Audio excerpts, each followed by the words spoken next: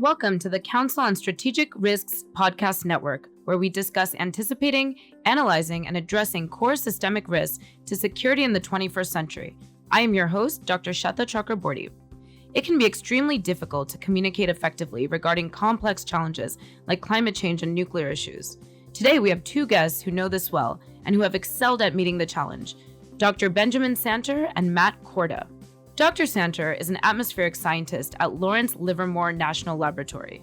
His research focuses on such topics as climate model evaluation, the use of statistical methods in climate science, and identification of natural and anthropogenic fingerprints in observed climate records.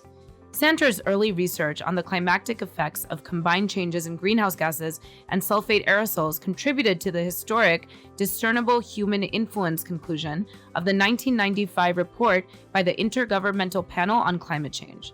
His recent work has attempted to identify anthropogenic fingerprints in a number of different climate variables, such as tropopause height, atmospheric water vapor, the temperature of the stratosphere and troposphere, ocean heat content, and ocean surface temperatures in hurricane formation regions. Matt Korda is a research associate for the Nuclear Information Project at the Federation of American Scientists, where he co-authors the Nuclear Notebook with his colleague Hans Christensen. Previously, he worked for the Arms Control Disarmament and the Weapons of Mass Destruction Non-Proliferation Center at NATO headquarters in Brussels. Matt's research interests and recent publications focus on nuclear deterrence, missile proliferation, gender mainstreaming, and alliance management, with regional concentrations on Russia and the Korean Peninsula. He is a 2018 alumni of the University of California's Institute on Global Conflict and Cooperation, Public Policy and Nuclear Threats Bootcamp, and a 2019 Center for Strategic and International Studies Nuclear Scholar. Thank you both so much for joining us today. You have both written extensively about two of the world's greatest threats, both climate change and nuclear risk. Ben, you are the lead author of Celebrating the Anniversary of Three Key Events in Climate Change Science, a paper published earlier this year. Do you think the public and policymakers have sufficient understanding of the main issues in your field of work? No, I don't. In 2016, climate change was not a part of the election for the President of the United States. In 2020, it certainly will be. In terms of policymakers, I think there's a disconnect between what policymakers are willing to say about the science of climate change publicly and what they're willing to admit privately. There's a lot of willful ignorance in some of their public comments on climate science. So we, the scientific community, can do a better job, I would argue, in terms of both informing the public and policymakers about the climatic shape of things to come and the choices that we all have over the next couple of years in particular. So it really sounds like a communication issue and a real responsibility of the science community to better help inform those who are potentially most at risk. Would you agree with this, Matt? I think the public actually has quite a good understanding. And, the nice part about working in nuclear weapons is that we've kind of already achieved like 100% awareness because of their cultural ubiquity and longevity. I think the public generally sort of gets that nukes are scary and bad, and we want to limit their proliferation as much as possible. I think the problem is that people generally don't really see themselves as having any agency when it comes to nuclear weapons, potentially even less agency than climate change, because, in terms of climate change, we were all sort of conditioned to, try things like recycling and going vegan and, flying less when we can. And none of those things are really enough to sort of mitigate the crisis that we're in, but at least there's some element of agency. When it comes to nuclear weapons, I think most folks feel that there's really nothing that they can do to kind of affect change or shape the debate. But there is kind of this idea that, if nuclear war ever happens, then civilization as we know it is basically over. So when you talk to a lot of people about nuclear weapons, you sort of get this very nihilistic, like black humor take. Right. That's like, we're all going to die, right? Because there really isn't that much else to say. There's a lot of fear, and it's this catastrophic potential associated with it, which climate change has as well. But at least there's something you can do about it potentially from an individual point of view. Mm-hmm. Let's discuss a little bit, Ben. How do you feel about the dissemination of information on climate and nuclear issues? What has worked well? Where do you think we need to improve? Curious to get your take. Well, I think we have reports up the yin-yang. We have reports on the science of climate change from the Intergovernmental Panel on Climate Change, from the National Academy of Sciences. We have now 4 national climate assessments. And the scientific community, both nationally and internationally, has assessed pretty much every aspect of climate science: the physical climate system, atmosphere, ocean, sea ice, biosphere, the likely impacts of climate change on things we care about, human health, agriculture, access to clean water, you name it. And we've also invested a lot of time and energy into studying different strategies for mitigating and adapting to human-caused climate change. We've had information about the reality and seriousness of human-caused climate change, arguably for the last 4+ decades, and perhaps even longer than that. So we're not talking about an information deficit here. The challenge is in the dissemination of the information and in translating, as Matt said, complex scientific information into plain English, getting people to understand what we know about the reality of human effects on climate, how we know it, likely outcomes if we do nothing to address the problem, and conveying the richness of the scientific evidence. It's often concerning to me and distressing to me when the President of the United States says climate change is a hoax, is a conspiracy. Others have dismissed this as a contrived, phony mess, or have argued that there's no warming, or if there is warming, it's all the sun, or natural internal cycles, or some combination of natural causes. And of course, it isn't a hoax. It isn't a conspiracy. The scientific evidence pointing towards and documenting human effects on global climate is pretty much in every aspect of the climate system we look at. The depths of the oceans, the full vertical extent of temperature in the atmosphere, atmospheric moisture, clouds, ocean circulation patterns, rainfall patterns, you name it.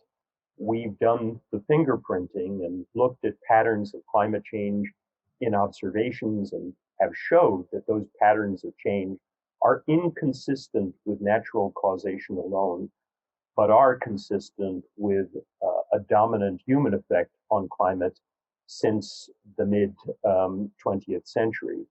So the challenge is, how do you convey the richness of all of this evidence? How do you tell policymakers and the public that we routinely, as climate scientists, kick the tires and see whether the sun or internal cycles in the climate system could plausibly explain what we've measured and monitored? They can't. So I think there still is a problem in finding creative ways other than just another assessment report or piling on more scientific papers of conveying this richness of scientific understanding. Quite frankly, I think the scientific community needs all the help it can get in that translation process. And thank you for contributing to this podcast, because we are trying to provide alternative vehicles for reaching larger populations to try and get the science out there in creative ways and in different types of ways so that it is interpreted as intended by the scientists. And Matt's been doing this. You've written several pieces lately on potential lessons the nuclear community could take from the climate change community. Can you tell us a little bit more about this? Yeah, for sure. So I wrote a piece on this a couple months ago for the Bulletin of the Atomic Scientists called We Need a Green New Deal for Nuclear Weapons. And it explains kind of everything in detail, but the piece follows a really simple premise, which is that progressive policies should propose solutions that are commensurate to the problems that we actually face. So in the case of climate change, that solution is something like the Green New Deal, right? It's this very ambitious plan to, save the planet, combat climate change, while creating millions of good jobs in the process. In the case of nuclear weapons, I argue that we need something kind of similarly ambitious. And so in the piece, I write about how, in order to radically kind of reshape US nuclear policy, to take the first steps towards a world without nuclear weapons, we can adapt 4 kind of main principles from the Green New Deal, which are international cooperation, reductions, transparency, and justice. And so I can go through each of those kind of really quickly to show you what I would mean in a policy context. Please. But so in international cooperation, this is kind of, your classic like arms control treaties, international agreements, things like that. Trump pulled out of everything. We have to get back in as best that we can. But it also goes quite a bit beyond that, right? So the Green New Deal calls upon the United States to become a leader in developing and exporting renewable technologies to help other countries achieve their own Green New Deals. We can also do this with disarmament expertise, right? So American weapons scientists are the best in the world, but what if instead of building new nuclear weapons, they were directed towards solving kind of critical disarmament challenges like warhead dismantlement or verification, and then exporting that knowledge to other nuclear armed states. So that's, it sort of forms a critical element of the just transition. That's a key part of the Green New Deal, wherein we seek to protect the workers themselves, which in this case are the scientists, but fundamentally reorienting their work towards something constructive rather than destructive. So that's kind of the international cooperation section. The reductions part is really simple, right? So for both climate change and nuclear weapons, you have to actually just physically reduce the causes of the crisis. So for climate change, it's carbon emissions. For nuclear weapons, it's the weapons themselves. The third pillar is transparency.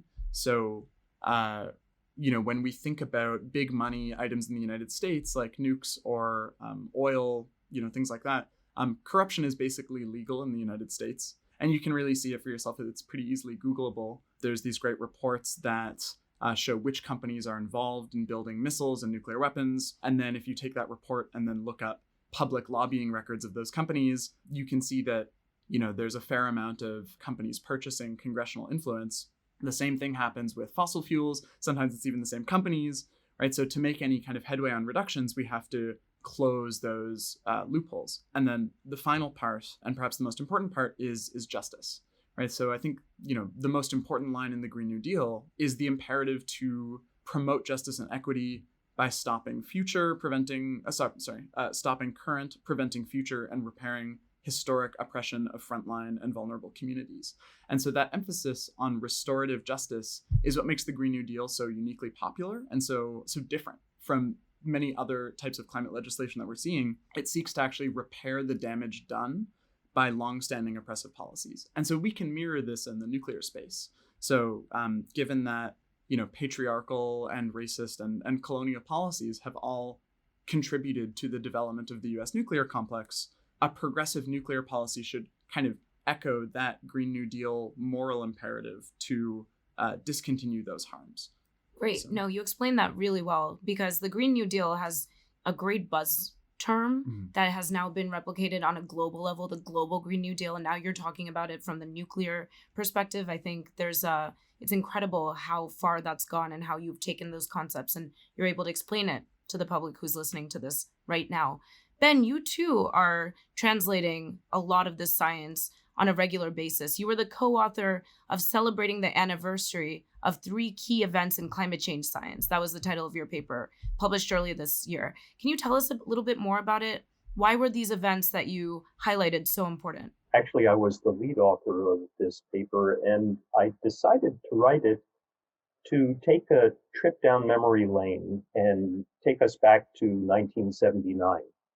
In 1979, 3 really significant things happened in climate science. First, there was this very famous report of the National Academy of Sciences, the so-called Charney Report, named after Jules Charney, a well-known MIT meteorologist. And the Charney Report, back in 1979, said, we see the handwriting on the wall. If humans continue to burn fossil fuels and increase atmospheric levels of heat-trapping greenhouse gases, the planet is going to warm. Our best understanding of the warming that we would reach for a doubling of pre-industrial levels of atmospheric CO2 would be 3 degrees Celsius plus or minus 1.5 degrees Celsius. And the Charney Report said very clearly that while there was uncertainty in figuring out the role of clouds in a warmer world and figuring out the role of the ocean in absorbing surface heating, the picture was pretty clear The planet was going to warm, and there would be significant socioeconomic impacts of that warming. This is 1979, so this is before the politicization of climate science in the United States. This is folks speaking very clearly 40 years ago saying, we see the handwriting on the wall. The second event was the publication of a paper on climate fingerprinting in a rather obscure conference proceedings. And the paper was by Klaus Hasselmann, then the director of the Max Planck Institute for Meteorology in Hamburg. And Hasselmann basically said, if we continue to burn fossil fuels, the planet's going to warm, and here's how we should search for some human-caused warming signal embedded in the rich, month-to-month, year-to-year, and decade-to-decade natural variability of the climate system. We should borrow from electrical engineers who know how to search for coherent signals embedded in noisy data, and we should focus on patterns.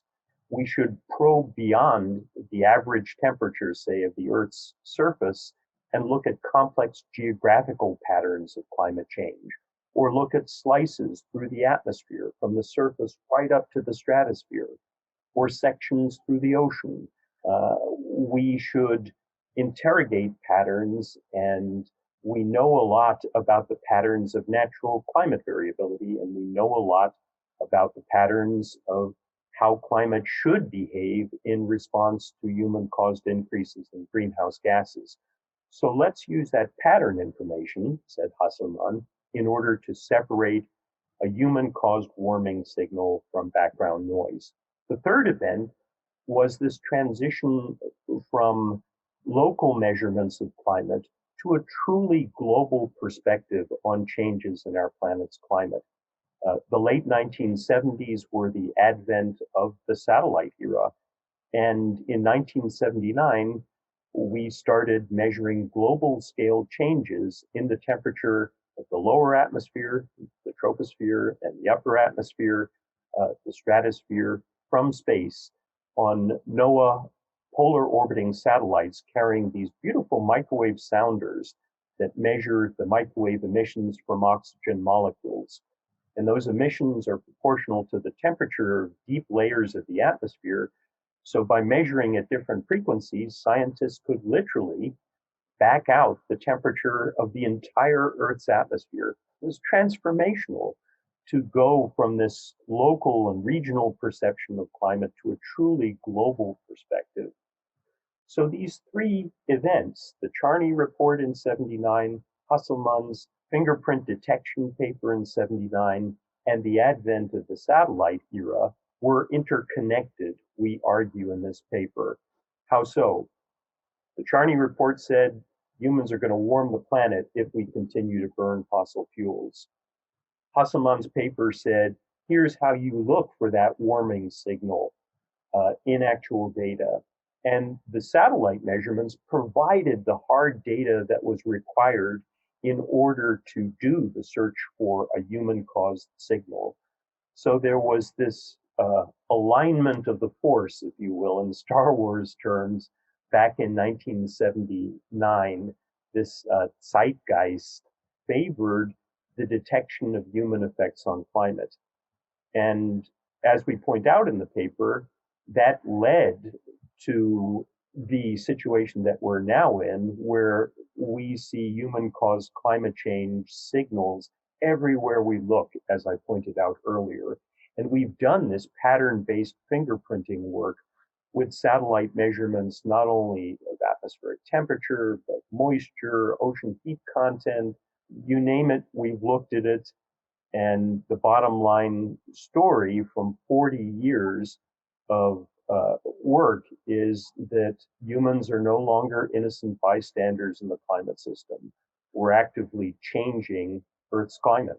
We really appreciate any Star Wars references on this podcast, so thank you for using that analogy to really emphasize the importance of how big this all is. And despite that, efforts to bolster international climate and nuclear cooperation have fallen apart, unfortunately, in the past 18 months. The United States went so far as to inform the UN that it was going to pull out of the Paris Agreement. It's a process that could take up to a year to complete. and it made no concrete climate commitments at the recent UN General Assembly meeting. The US also officially withdrew from the INF Treaty, a Cold War-era agreement made with the Soviet Union to eliminate nuclear and conventional ground-launched cruise and ballistic missiles, with ranges between 500 and 5,500 kilometers. So how should we begin to think about these developments, given everything you said, Ben, and really set up the science, these key events? Despite that, where we find ourselves now in the present, what are the best and worst case scenarios that could result from them? Let's start with you, Ben, and then we'll go over to Matt. Well, before I answer that question, just let me say how disappointed I am by this administration's decisions to initiate the process to remove the United States from the community of nations and from the Paris Climate Accord and from many other important international agreements. I don't believe that we can adopt a cafeteria approach to international law. I'll have a little bit of that I like, but I'm not going to have any of this climate change stuff or nuclear agreements or landmines. That's just not acceptable. I think the best outcome is bypassing dysfunctional and ineffective government. What we're seeing is leadership at the local, city, state, and corporate level, individuals and entities declaring we're all in on Paris. We understand that this is not only essential to diminish and manage risks of climate change and its impacts on human lives and livelihoods, but folks also recognize that there are economic opportunities inherent in this problem. And individuals, companies, countries, states, figuring out cheap, efficient ways of providing low carbon energy will be the economic leaders of the 21st century. So the best outcome is, I think, that federal government, or at least this administration that is willfully ignoring the problem, becomes irrelevant and is bypassed by more enlightened individuals, companies, states, and even countries.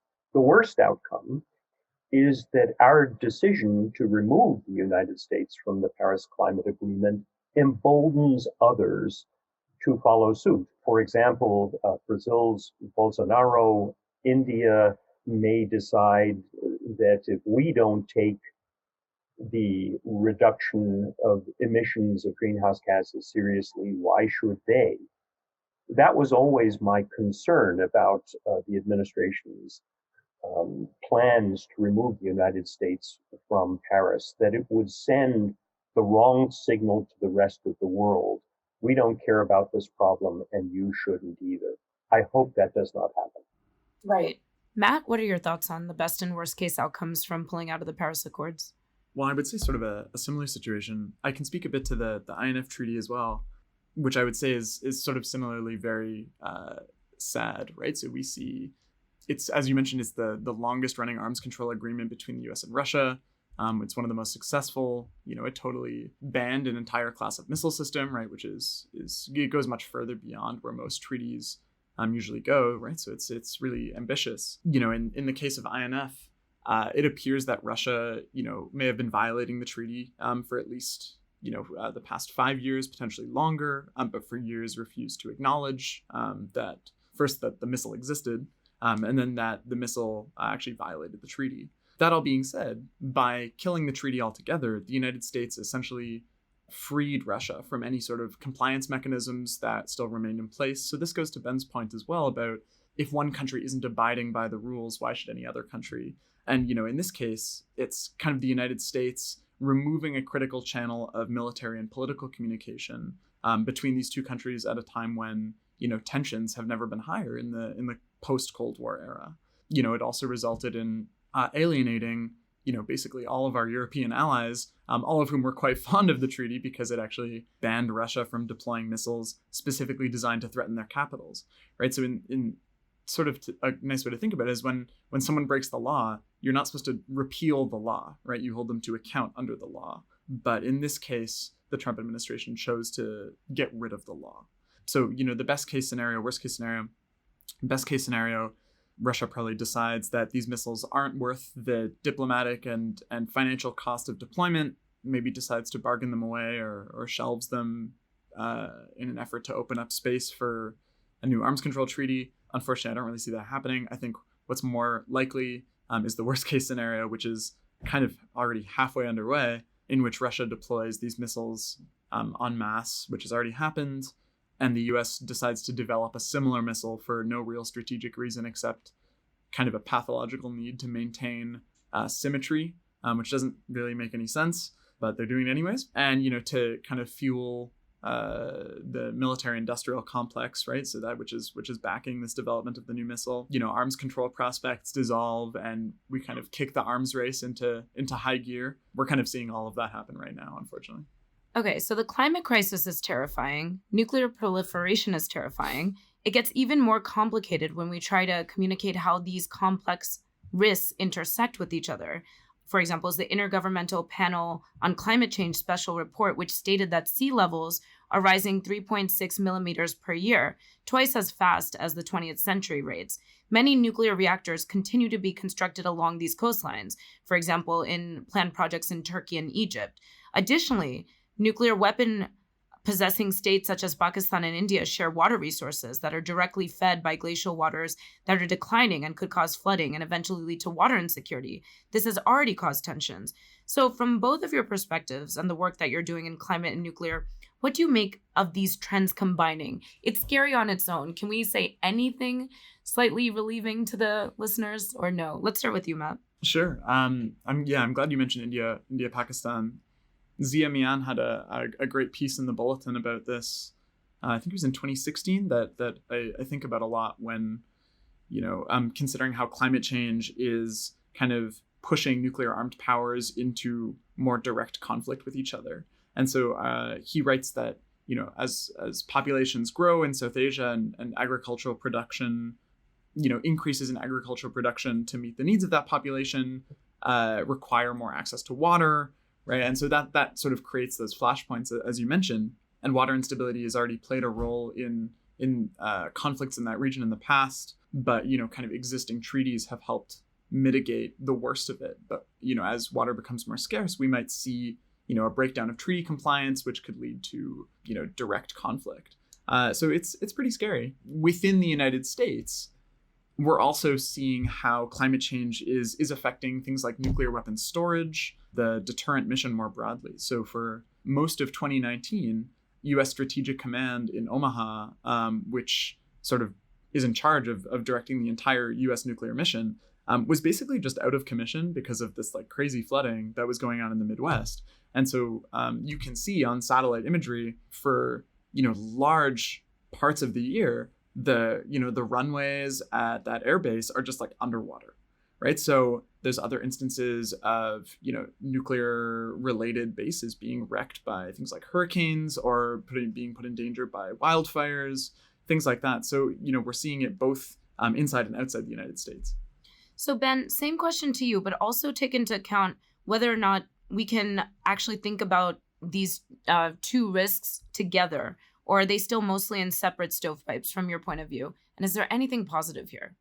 I think from my perspective, until the last year, they have been stovepipes and they have been disconnected. And it's only been attending meetings and listening to folks who are knowledgeable about the nuclear side of things speak about risks to infrastructure and risks to storage facilities that I've become aware of these interaction terms in a way that I was not a year or two ago. My focus up to now has been on the physical climate system, on identifying a human-caused climate signal in data, providing that evidence to policymakers and the public. But my eyes have been opened, I guess, by what I've read and by the meetings I've participated in the last year or two. The report that appeared just a day or two ago about the Marshall Islands and the storage of nuclear waste on the Marshall Islands from atmospheric testing back in the 20th century, and even some waste from the United States that was exported to the Marshall Islands. the integrity of that storage facility is being affected by sea level rise. That's not some future hypothetical. That's something that's happening now. So to me, it's really imperative to have a better understanding of these interaction terms between climate change science, particularly sea level rise, warming of intake water for cooling nuclear power plants that are water cooled. As Matt mentioned, fire risk. All of these things are real and they're happening now, and they are deeply concerning given the kind of things that we've witnessed in the past in paleoclimate. We know that the growth of ice sheets is a slow millennial timescale process, but removal of ice sheets happens relatively rapidly on geological timeframes, and we're seeing currently processes that are that are leading to the removal of big chunks of ice that have the potential to raise sea level very rapidly over the 21st century. And not only affect nuclear waste facilities, nuclear power plants, but also, as you mentioned, and as Matt mentioned, affect access to fresh water for hundreds of millions of people around the world. So understanding how the climate is changing, the rate and size of sea level changes, of temperature changes, of changes in glaciers, changes in the supply of fresh water, all of that is critically important to better understanding of these interaction terms with nuclear risks. And I think this country should be doing more to understand those interaction terms. Pretending that they don't exist is just willful ignorance. Right. Let's explore that a little bit, because we've laid out the scale of the climate crisis, of the nuclear component, and how they intersect. But the U.S. national labs and other government institutions do have the capacity for understanding and addressing both of these risks separately and together. So, from your opinion, do you think we're doing everything we can to leverage and support these capabilities? What more could we be doing? Let's be solution-oriented for a minute. No, I don't think we're doing everything we could. I think, again, from my own personal perspective at Lawrence Livermore National Lab, climate has been quite separate from the folks who work on nuclear-related issues here at the lab. That doesn't seem wise to me.